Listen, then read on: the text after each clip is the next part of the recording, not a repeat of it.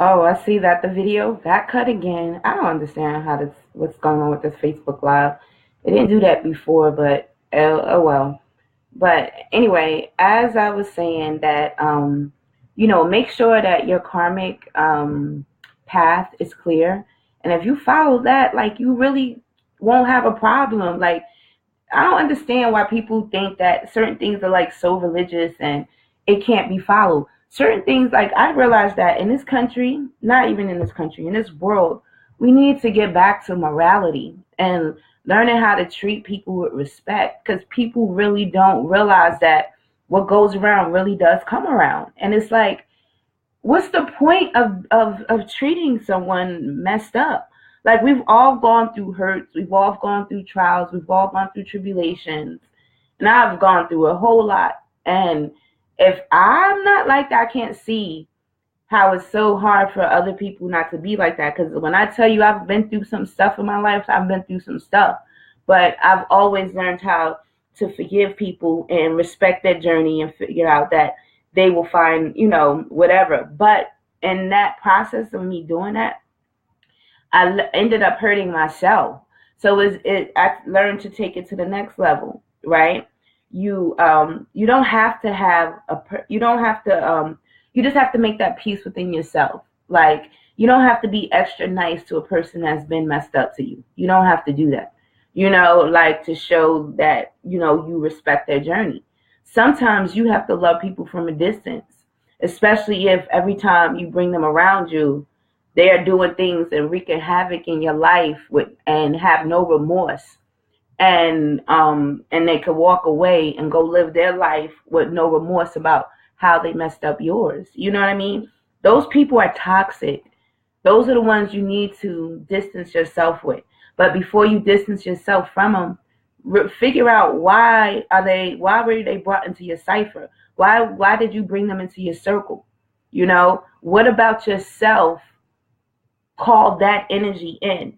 Were you showing yourself to be unworthy? I mean, it can be looked that way if you're catering to people who have done nothing but ill towards you. You know what I mean? So that's sending the wrong message. So you have to be mindful of what a person is thinking, not just what you're thinking about. In your mind, you might be thinking, I'm not going to place the person in a box. People are going to grow. Da da da da da. Let time do its work. But in their mind, oh, this person's a sucker. I could just do whatever I want. I could cause misery in their life and they'll still accept me. No, that doesn't happen all the time. Like, and for me, it did happen. I accepted a lot of people who have done a lot of messed up things. But what I didn't realize, it's one thing to internally forgive somebody, but to keep them in your circle, that invites that negative energy and that negative karma of that person to be in your life. Now you're sharing it. They're not living it on their own. So you have to detach from toxic people so that they can live their karma without it hurting you, because the moment you don't, that's why you got to be mindful. That's what they was talking about making sure you're evenly yoked and different things like that. Karmically evenly yoked, morally evenly yoked. Why? Because you are judged by the company you keep. If you're standing in the line when someone else's karma is coming through, guess who's going to be affected? You too. So you have to be like whoever you interact with, whether it's your friends, your family, whoever you interact with, you have to make sure that their karma, like you can handle the karma that comes along with them. Their karma, if you have good karma, their karma won't be as bad.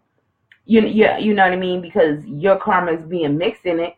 But why did you want to go through trials and tribulations like that? If you work so hard to build up positive energy just for somebody else to squander it away, like it doesn't make sense. So we have to think from our heart, follow our hearts, not ego. This is not an egotistical message in any shape, form, or fashion. It's about self-love, and having a healthy ego. Because, there's a positive ego and there's a negative. The positive one does things that will benefit you and keep your esteem up So the fact that you know who you are and no one could belittle you. The negative ego is the one who thinks they're better than everybody, thinks that, it just has a lot of, it's like the overinflated ego, So you have to keep that at bay, but follow your heart always. I'm not telling you don't follow your heart, but make sure that in following your heart, that where it's going is somewhere you want to go. Because if it's a place where you're not trying to go, and because possibly you're probably not, that's not even your heart speaking, because your heart is not going to lead you somewhere for you to get hurt and stranded. It's only when we allow our thoughts and our egos and other things to interfere with it do we actually start, that's when the negativity starts to show itself. So with that being said, I'm going to come back later. This is just to finish up on the first video that got cut just now when I was outside. But I'm going to do a video later. I just woke up again. So I'm still getting back in order. And that's why I thought that rest was really needed in my behalf. But when I come back on later, we're going to talk about health and foods and things like that. Me and my mom was talking about it earlier today, and it's something that I think that I can open this conversation up to everybody. All right, well, have a good one. I'll be I'll be around later to record another video. Hopefully by then my faculties be fully in order.